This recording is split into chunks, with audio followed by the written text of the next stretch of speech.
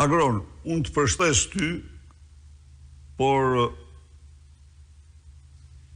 në këtë moment, në këtë rast, duhet t'ju sqaroj ju dhe çdo demokrat se kjo periudhë, kjo kohë, kjo fazë nuk është betejë për pushtet. Por ne, është betejë për votën e lirë të shqiptarëve. Se ne pushtet, opozita pushtet nuk merr kurrë me Edi Ramën në qeveri.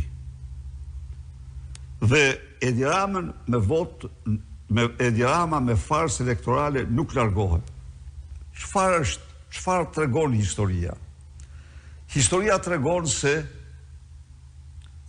farsat zgjedhore nga njëra tek tjetra shkojnë duke u rritur në kuptimin në rast se në njërën farsë janë fituar 52% të votave, në farsën tjetër ky rezultat bëhet 62% apo 65%.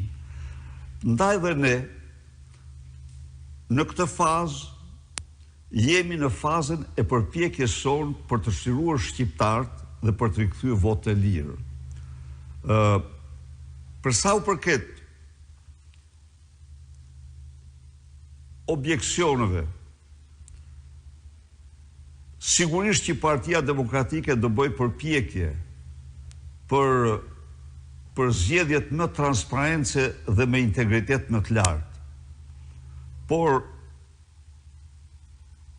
jo përçarja, po bashkimi është rruga, pavarësisht se na pëlqen apo s'na pëlqen, por rruga e vetme për të arritur qëllimet.